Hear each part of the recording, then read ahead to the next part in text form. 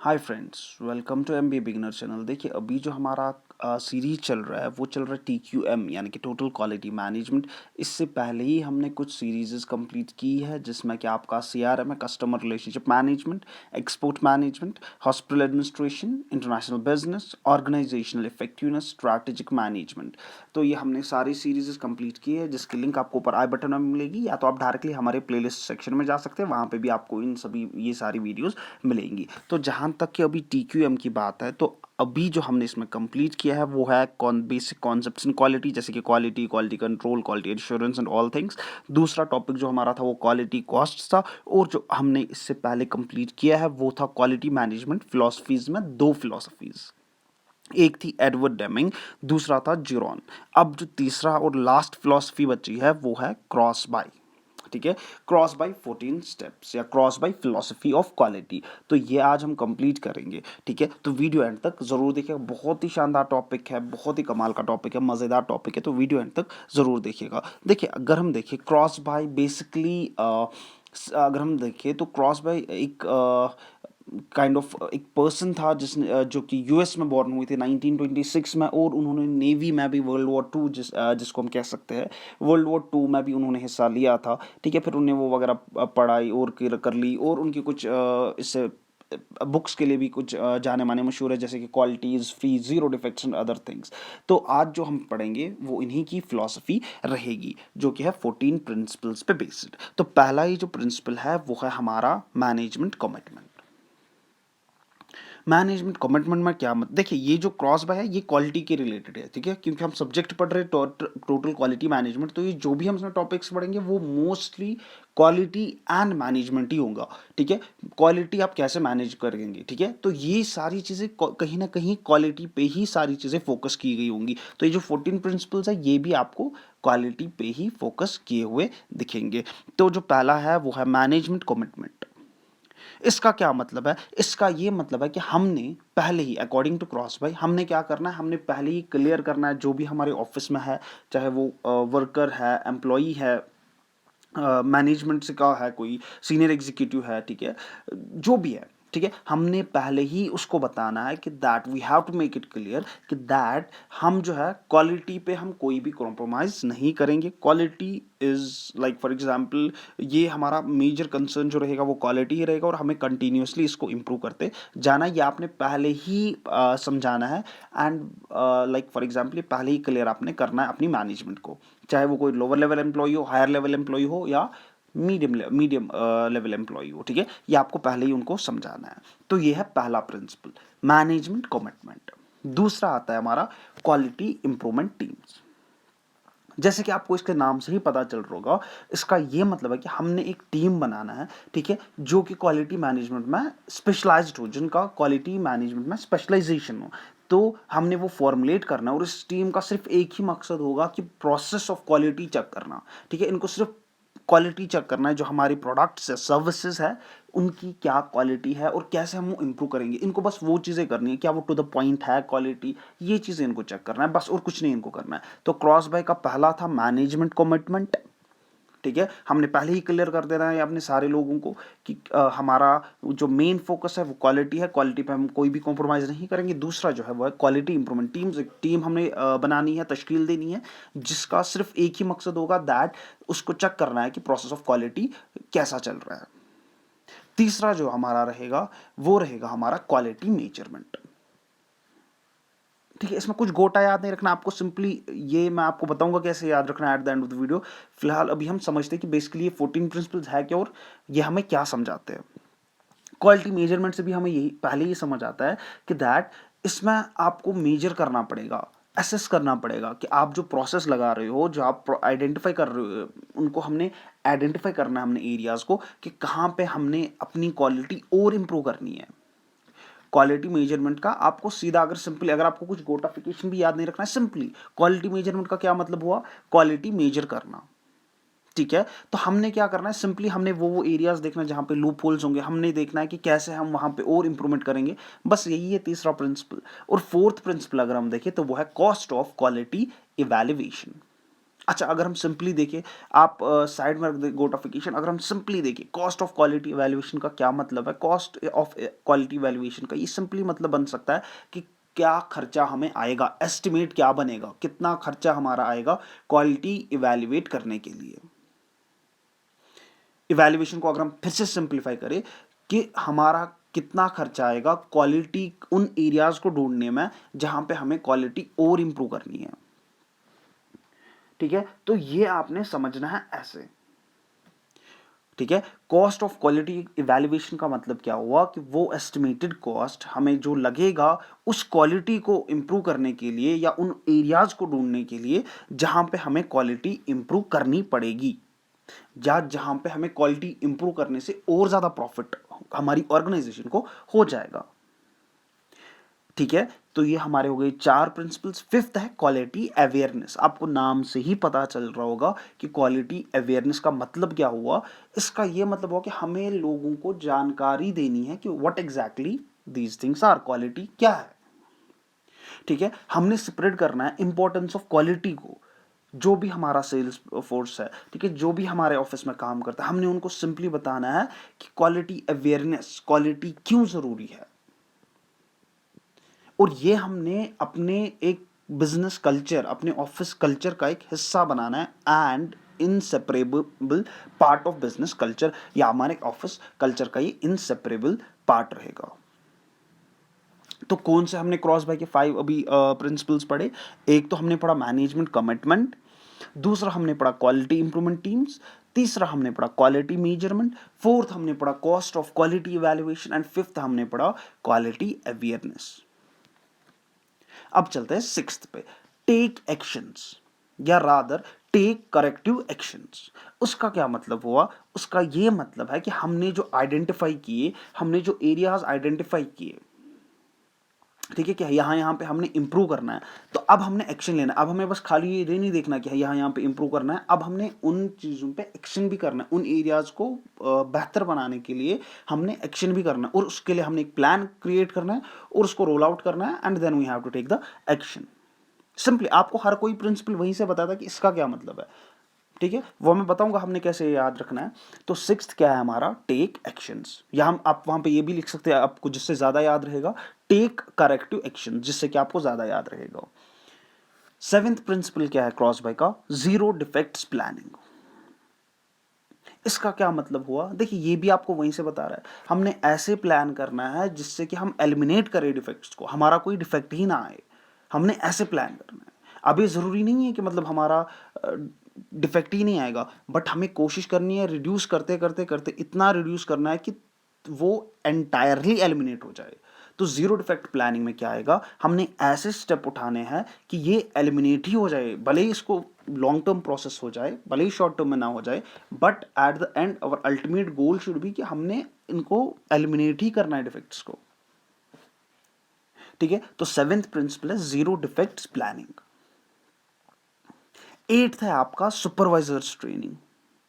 Supervisors training का क्या मतलब है, यहाँ पे ये मतलब है कि आपको सिर्फ ट्रेन नहीं करना है क्वालिटी के रिगार्डिंग। क्वालिटी इंप्रूवमेंट प्रोग्राम जब आप चलाएंगे तो आपको खाली अपने लोअर लेवल एम्प्लॉयज को ट्रेन नहीं करना है, आपको अपने सीनियर लेवल को भी ट्रेन करना है, आपको अपने जो मीडियम लेवल आपका एम्प्लॉय होगा उनको भी ट्रेन करना है, सबको अपने एम्प्लॉयज को ट्रेन करना है कि व्हाट एग्जैक्टली क्वालिटी इज और कैसे हमें इंप्रूव करेंगे और क्या इसकी इंपॉर्टेंस है। ये सारी चीज़ें हमने इस ट्रेनिंग में अपने हर एम्प्लॉय को सिखाना है, जो कि डायरेक्टली और इनडायरेक्टली हमारी ऑर्गेनाइजेशन के साथ लिंक्ड है, whether we are service based और प्रोडक्ट बेस्ड ऑर्गेनाइजेशन।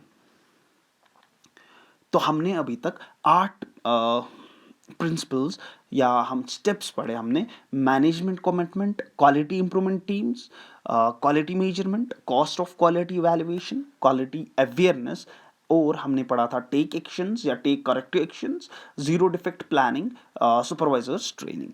तो ये हमने 8 पहले ही पढ़े। अब हम पढ़ते हैं नाइन्थ वाला। नाइन्थ क्या है, zero defects day. Zero defects day आपको सिंपली ऐसे समझना है कि दैट इसमें क्या होगा, इसमें ये रहेगा कि आपको एक शेड्यूल करना है डे जिसमें आप अपने एम्प्लॉयज़ को सिग्नल देंगे या आप उनको बताएंगे कि दैट ये जो है अब हमारा एक काइंड ऑफ इम्पॉर्टेंट पार्ट है, इनसेपरेबल सेपरेबल पार्ट है ऑफ द ऑर्गेनाइजेशन।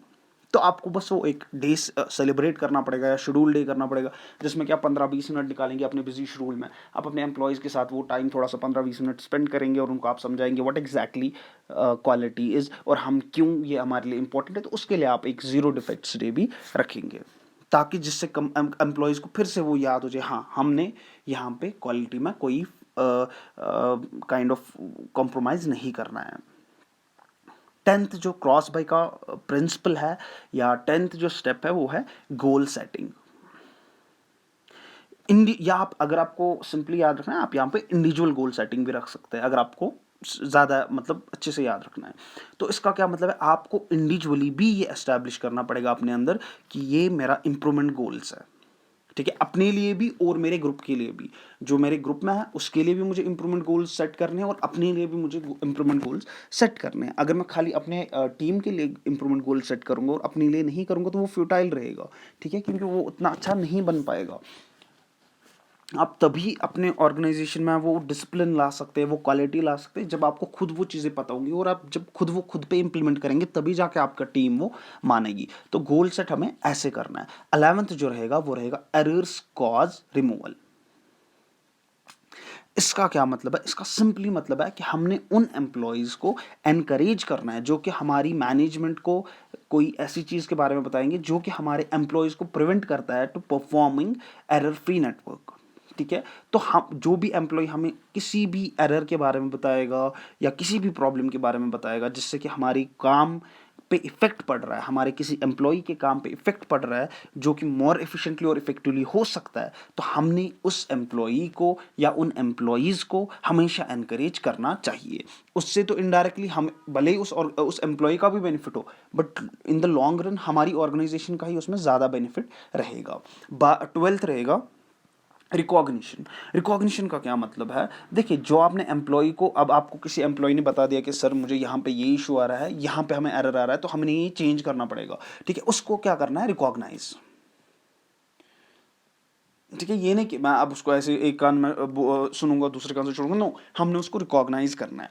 हमने उन एम्प्लॉयज़, चाहे वो एक हो दो हो जितने भी हो, हमने उस एम्प्लॉय या उन एम्प्लॉयज़ को रिकॉग्नाइज करना है, उनको हमने उनकी सक्सेस को हमने सेलिब्रेट करना है, उनको एनकरेज करना है, सो दैट कि खाली वही नहीं, बाकी एम्प्लॉयज़ भी जो है वो भी इससे इंस्पायर होके पार्टिसिपेशन स्टार्ट करे, वो भी ढूंढना स्टार्ट करे कहाँ कहाँ पे हम और इम्प्रूव कर सकते हैं। एक हेल्दी कंपटीशन रहेगा इसमें ऑर्गेनाइजेशन में। जब आप उस एम्प्लॉय या उन एम्प्लॉयज़ को रिकॉग्नाइज करोगे तो डेफिनेटली बाकी एम्प्लॉयज़ भी कोशिश करेंगे कि हम भी पार्टिसिपेट करें, हम भी इसमें इम्प्रूवमेंट एफर्ट्स डाल सके। 13th जो प्रिंसिपल रहेगा वो रहेगा क्वालिटी काउंसिल। इसका क्या मतलब हुआ, इसका ये मतलब हुआ कि हमने एक क्वालिटी काउंसिल बनानी है। Quality council in the sense हमने एक टीम बनानी है जो कि क्वालिटी पे बेस्ड हो, सीनियर टीम, ठीक है, जो कि कम्युनिकेट कर सके ऑन रेगुलर बेसिस, कभी 10 मिनट, कभी 15 मिनट, ठीक है, ऐसे रेगुलर बेसिस। अभी जरूरी नहीं है कि हर दिन, लेट सपोज वीक में एक बार, वीक में 2 बार, ठीक है, तो ऐसे ही हमने 10-10, 15-15 मिनट का सेशन ले लिया अपनी टीम के साथ।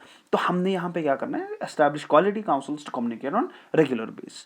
14th प्रिंसिपल जो है वो है do it all over again, यानी कि repeat from step 1 to step 13, क्योंकि आपका क्वालिटी इंप्रूवमेंट प्रोग्राम जो है वो कभी खत्म नहीं होगा, वो फिर से आपका रिपीट होगा, ठीक है, फिर से आपको इंप्रूव करना पड़ेगा। तो हमने क्या यहाँ पे पढ़ा, क्रॉस बाय के जो 14 प्रिंसिपल्स थे, पहला था आपका मैनेजमेंट कमिटमेंट, यानी कि हमने पहले ही ये क्लियर कर देना अपनी मैनेजमेंट को कि that quality is important to us, इसमें हम कोई कॉम्प्रोमाइज़ नहीं करेंगे। दूसरा है क्वालिटी इंप्रूवमेंट टीम्स, हमने एक टीम बनानी है, ठीक है, फॉर्मुलेट करनी है, जिसका कि सिर्फ एक ही चीज़ मकसद होगा कि that they have to check whether the quality is, उनका क्या क्वालिटी हमारा जो है वो काइंड ऑफ उस पोजीशन पे है, क्या वो सही जा रही है या नहीं। तीसरा स्टेप जो है वो है क्वालिटी मेजरमेंट। क्वालिटी मेजरमेंट हमने क्या करना है, हमने लाइक फॉर एग्जांपल देखना है कि कौन कौन से एरियाज है जहाँ पे हम और इम्प्रूवमेंट कर सकते हैं क्वालिटी को, ठीक है, ये सारी चीज़ें जो है क्वालिटी मेजरमेंट में आएगी। 4th जो है वो है कॉस्ट ऑफ क्वालिटी इवैल्यूएशन, कितना कॉस्ट हमारा लगेगा। अब हमने तो आइडेंटिफाई कर लिया कि कहाँ कहाँ पे हमें और इम्प्रूवमेंट करना है, किस किस कहाँ पे हमारी क्वालिटी जो है और इम्प्रूव हो सकती है, जिससे कि हमारी ऑर्गेनाइजेशन में और प्रॉफिट आ जाएगा। तो उस खर्चे को, ठीक है, उन लूप होल्स को फिल करने के लिए हमारा कितना कॉस्ट उस पे जाएगा, तो वो है इसका फोर्थ स्टेप। फिफ्थ है क्वालिटी अवेयरनेस। यहाँ पे हमने अपना जो हमारा सारा एंटायर वर्क फोर्स है उनको हमने बताना है कि that why quality is important to us, ठीक है, क्यों हमारे लिए क्वालिटी इंपॉर्टेंट है, और हमने ये एक काइंड ऑफ इंपॉर्टेंट पार्ट बनाना है अपनी ऑर्गेनाइजेशन कल्चर का या वर्क कल्चर का, ठीक है। सिक्स्थ जो है आपका टेक करेक्टिव एक्शंस। उसका क्या मतलब हुआ कि दैट आपने जब अब सारा कुछ हमने प्लान कर लिया, सारा कुछ हमने देख लिया, अब हमने वो प्लान इम्प्लीमेंट करना है, अब हमने एक्शन लेना है, अब हमने वो एक्शन जब लेंगे तभी जाके वो काइंड ऑफ दूर हो जाएंगे, तभी जब हम वो एनॉमलीज दूर कर पाएंगे। सेवेंथ जो है वो जीरो डिफेक्ट प्लानिंग, ठीक है। यहाँ पे हमने क्या करना है, हमने पूरा प्लान करना है कि दैट कैसे हमने एलिमिनेट करना है, नॉट ओनली रिड्यूस, हम कैसे इसको पूरा एंटायरली एलिमिनेट ही करेंगे इन डिफेक्ट्स को। उसके लिए भले ही वो लॉन्ग टर्म थोड़ा सा हो, बट हमने मेन फोकस यही रखना है। एट्थ जो है सुपरवाइजर्स ट्रेनिंग। इसका ये मतलब हुआ सुपरवाइजर्स ट्रेनिंग का कि हमने हर लेवल पे जब भी हमारा क्वालिटी इंप्रूवमेंट प्रोग्राम होगा तो हमने ये नहीं देखना कि ये सिर्फ लोअर लेवल का होगा, नो, हमने हर लेवल पे वो क्वालिटी प्रोग्राम, ताकि हमारा जो लोअर लेवल हो, मिड लेवल हो, सीनियर लेवल हो, हर किसी के लिए ये रहेगा, ताकि हमारी ओवरऑल क्वालिटी जो है वो इंप्रूव हो जाए और इनको पता चले कि why exactly quality is important to us. Zero defects day का क्या मतलब है कि हम कोई दिन शेड्यूल करेंगे, ठीक है, वो नाइन्थ स्टेप है कि हम कोई दिन शेड्यूल करेंगे जिसमें कि हम अपनी कंपनी में एम्प्लॉय जो है उनको हम बताएंगे कि दैट ये हमारा अब एक इंपॉर्टेंट पार्ट बन चुका है ऑर्गेनाइजेशन का, और क्या इसके फ़ायदे हैं, क्या इसके, क्यों हमने इसका इतनी इंपॉर्टेंस दे रखी है quality, as far as quality is concern. Tenth है गोल सेटिंग, ठीक है, हम इंडिविजुअल बेस्ड पे हम अपना भी रखेंगे कि दैट मुझे इस साल ये इंप्रूव करना है, ये इंप्रूव करना है, और अपनी टीम के लिए भी वो करेंगे, क्योंकि अगर हम अपने पे वो लागू नहीं करेंगे तो हमारी टीम वो अच्छे से नहीं लागू कर पाएगी खुद पे भी। 11th है एरर्स कॉज रिमूवल। इसका क्या मतलब हुआ, जब भी कोई एम्प्लॉय आपको बताएगा, इन्फॉर्म करेगा, या जब भी कोई एम्प्लॉयज आपको इन्फॉर्म करेंगे regarding the problems that they are facing in the work force, तो आपको उसको सराहना पड़ेगा, ठीक है, एनकरेज करना पड़ेगा उन एम्प्लॉयज को। 12th जो है वो है रिकॉग्निशन। जब आपको कोई एम्प्लॉय बताएगा कि दैट यहाँ पे मुझे इशू आ रहा है, यहाँ पे ये इशू आ रहा है, otherwise we could have worked more efficiently and effectively, तो आपको उस एम्प्लॉय या आपको उन एम्प्लॉयज़ को रिकॉग्नाइज करना पड़ेगा, उनको उनकी सक्सेस को सेलिब्रेट करना पड़ेगा। उससे अल्टीमेटली कंपनी का तो भले ही उस एम्प्लॉय का भी फ़ायदा हो, बट अल्टीमेटली ऑर्गेनाइजेशन का भी एट मैक्स लेवल फ़ायदा होगा, ठीक है। और उससे एक और फ़ायदा ये भी होगा कि बाकी जो एम्प्लॉयज़ है वो भी इससे इंस्पायर होकर एक चीज़ करेंगे कि दैट वो भी हिस्सा लेना स्टार्ट करेंगे इन चीज़ों को, क्वालिटी को और बेहतर करने के लिए, ठीक है। और 13th जो है वो है क्वालिटी काउंसिल्स। उसका क्या मतलब है, उसका ये मतलब है कि दैट अब आपको क्वालिटी काउंसिल्स बनानी है, ठीक है, अभी सो दैट वो क्वालिटी के बारे में उनको रेगुलरली बता सके, डिसिप्लिन एंड अदर स्टफ, ठीक है।